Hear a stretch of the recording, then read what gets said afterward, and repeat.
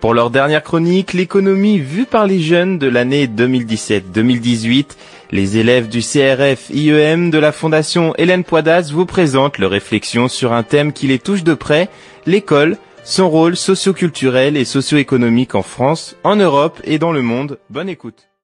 Le rôle de l'école aujourd'hui. L'école est une structure qui transmet des connaissances aux enfants et sert à développer les facultés intellectuelles et physiques de chaque enfant. Elle n'est pas accessible à tous les jeunes dans le monde à cause des guerres, des réseaux politiques et la pauvreté. Les filles dans le monde subissent la discrimination car elles n'ont pas toutes accès à la culture. L'école aujourd'hui apporte aux enfants une ouverture culturelle et une éducation. L'école a un rôle important dans la société. C'est un lieu où se retrouvent les jeunes qui leur permet d'apprendre la sociabilité. La culture permet aux jeunes d'acquérir de nouvelles connaissances sur la vie sociale, scolaire et sur le monde, comme par exemple la littérature et les cultures des différents pays. Ils nous forment à la vie d'adulte. Ils nous préparent à entrer dans le monde du travail. L'accessibilité. L'accès à l'école est très difficile dans le monde. En effet, de nombreuses causes en sont l'origine. Par exemple, dans certains pays, l'école est payante, comme dans les pays d'Asie ou d'Afrique et d'Orient. Donc, ces personnes n'ont pas les moyens d'inscrire leurs enfants pour des raisons politiques ou des guerres. Environ 101 millions d'enfants ne vont pas à l'école, plus de la moitié sont des filles qui n'ont pas le droit à l'éducation, et cela a un impact sur leur vie personnelle et future. Cela montre qu'aujourd'hui, elle n'est pas accessible à tous. L'accessibilité renforcée par le rôle de l'UNICEF. L'UNICEF est une fondation qui défend les droits des enfants et a pour rôle de les protéger. Elle intervient dans les pays en situation de crise, de guerre, où des enfants ne vont pas à l'école. Elle agit pour donner aux enfants une éducation avec la création des écoles, avec des enseignants bénévoles qui proviennent du monde entier. Finalement, aujourd'hui, l'école apporte aux enfants des connaissances culturelles plus enrichies. Elle apprend aux élèves la sociabilité, les forme pour les années futures à s'insérer dans la vie professionnelle. Dans le monde, l'accessibilité à l'école est favorisée avec l'intervention des ONG, organisations non gouvernementales comme l'UNICEF. Le rôle de l'école dans la socialisation. L'école est un lieu de rencontre et d'apprentissage où chaque individu doit rester au moins 10 ans, car elle est obligatoire de 6 à 16 ans. L'école permet une éducation complémentaire à celle des parents. Quel est le rôle de l'école dans la socialisation? Nous commencerons par expliquer ce qu'est la socialisation, puis nous expliquerons le rôle de l'école dans la socialisation. La socialisation est un processus au cours duquel un individu forge son identité. Il apprend les normes et les valeurs qui vont lui servir pour par la suite vivre en société. Son identité est différente selon la manière par laquelle il a été socialisé, selon son groupe d'amis, sa famille, ses expériences. Un facteur de socialisation non négligeable est l'école. L'école est une sorte de micro-société où plusieurs individus d'horizons divers sont mis en relation.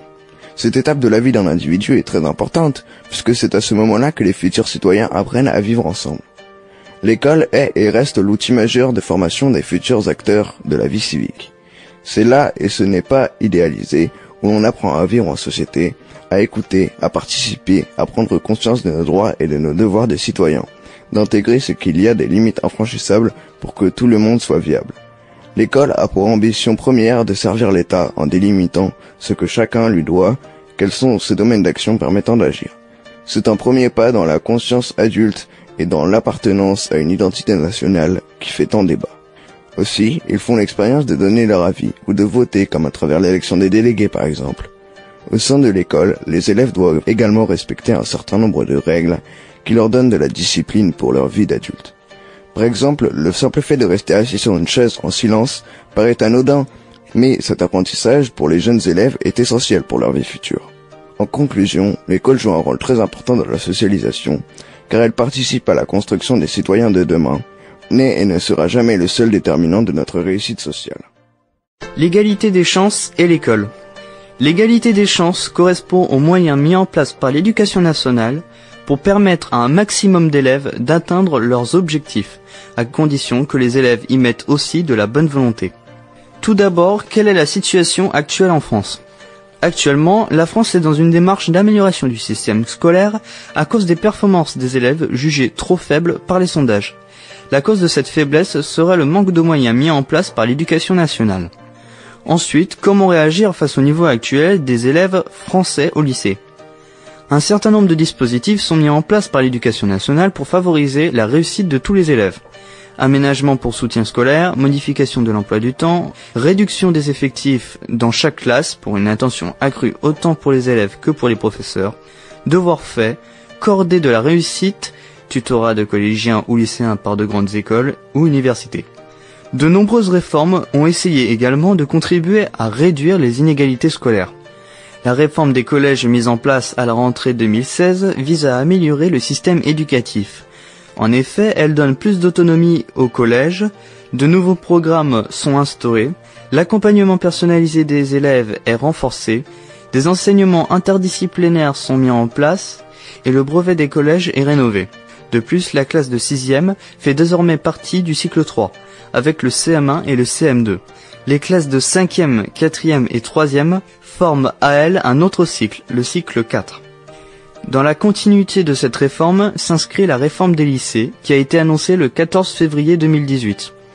Cette réforme, par exemple, remplace les filières L, ES et S par des spécialités. Le baccalauréat nouvelle formule rentrerait en application en 2021.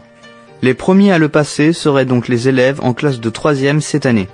Dans son rapport, Pierre Mathiot propose un bac plus léger, avec un examen final resserré autour de 6 épreuves, comptant pour 60% de la note finale, le reste étant évalué par un contrôle continu. Parmi les épreuves finales, on retrouve le bac de français écrit oral en fin de première, comme c'est le cas aujourd'hui. En terminale, les élèves auraient donc 4 épreuves finales.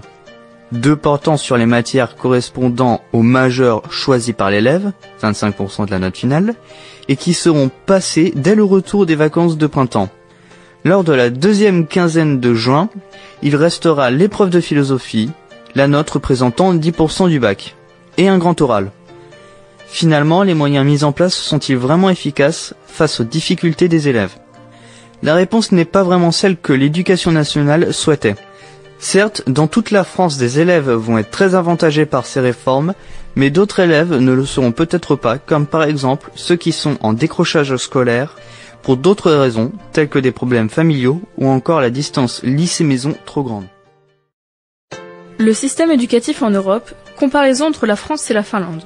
La Finlande possède, depuis de nombreuses années maintenant, le système éducatif le mieux classé en Europe selon les tests PISA, programme international pour le suivi des acquis des élèves.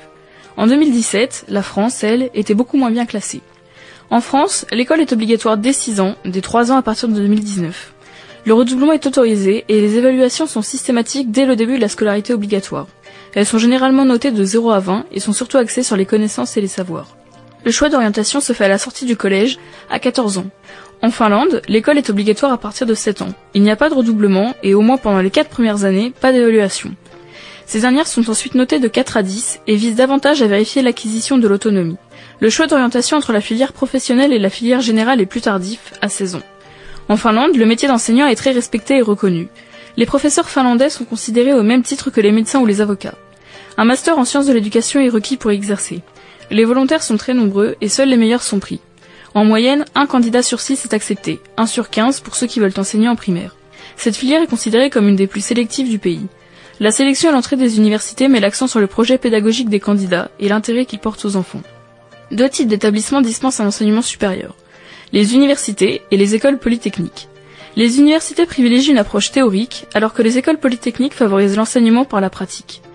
Dans les universités finlandaises, le système est semblable au système LMD que l'on connaît en France. Licence, master, doctorat. Cependant, il existe également un autre diplôme, dont le nom est licentiate, qui fait suite au master. Ce diplôme est similaire au doctorat, mais le travail de synthèse y est toutefois moins exigeant. Les écoles polytechniques proposent une formation qui dure de 3 ans et demi à 4 ans, qui peut être complétée par une formation polytechnique de niveau master, 2 ans. Cette formation est suivie parallèlement à une vie active dans le milieu professionnel. Finalement, on voit donc que le système éducatif finlandais, qui obtient de meilleurs résultats que le système français, laisse chaque enfant évoluer à son rythme et à son niveau, comme le prouve l'absence de redoublement. Il met également moins l'accent sur l'aspect théorique de l'enseignement et souhaite que les élèves finlandais apprennent vite à être autonomes. En revanche, tous ces enseignants sont triés sur le volet, très bien formés et très compétents. L'enseignement en Finlande est donc de grande qualité. Enfin, au niveau de l'enseignement secondaire, plusieurs types de filières existent, mais elles restent tout de même moins diversifiées qu'en France, et beaucoup d'entre elles, surtout dans les écoles polytechniques, sont malheureusement encore très peu connues. L'école est-elle un facteur d'intégration sociale ? L'intégration sociale est un processus qui permet à l'individu de s'intégrer à des groupes sociaux et à la société, ce qui lui permet de se socialiser. L'école favorise-t-elle la cohésion sociale ? L'école favorise les élèves qui s'attachent au groupe et qui participent à la vie sociale. Ils partagent ainsi un même ensemble de valeurs et des règles qui sont acceptées par chacun. L'école permet-elle une insertion professionnelle ? L'école permet aux élèves une insertion professionnelle en leur offrant des formations variées pour entrer sur le marché du travail dans des conditions favorables à l'obtention d'un emploi. C'est dans ce sens que le dispositif du parcours à venir a été mis en place par l'Éducation nationale pour permettre à chaque élève de la 6e à la terminale d'acquérir les clés de compréhension du monde professionnel, pour développer son autonomie et construire son projet d'orientation scolaire et professionnelle par la découverte des métiers et des visites d'entreprise, l'intervention de professionnels dans les classes ou encore les stages de découverte professionnelle. L'école lutte-t-elle contre l'exclusion sociale ?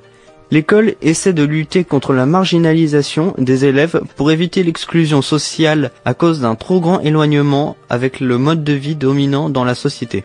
Par exemple, la mise en place des écoles de la deuxième chance permet à beaucoup de jeunes, sortis du système scolaire sans diplôme, de pouvoir se réinsérer socialement.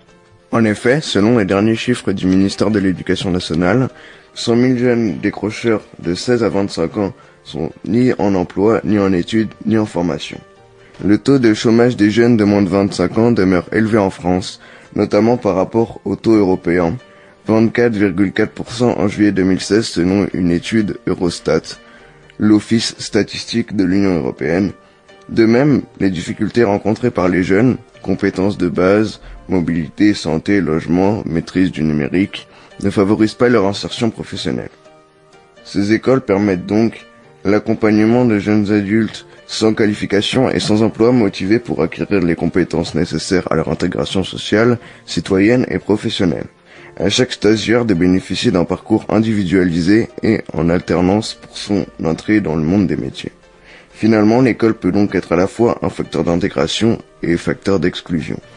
Pour que sa capacité d'intégration l'emporte sur les risques réels d'exclusion, l'école doit avoir les moyens de mettre en place une pédagogie de la réussite qui prend en compte le vécu familial et culturel des élèves, leurs acquis, leur motivation, leur capacité d'apprentissage, de vie en groupe, de créativité et de privilégier une place prépondérante au dialogue et à l'écoute.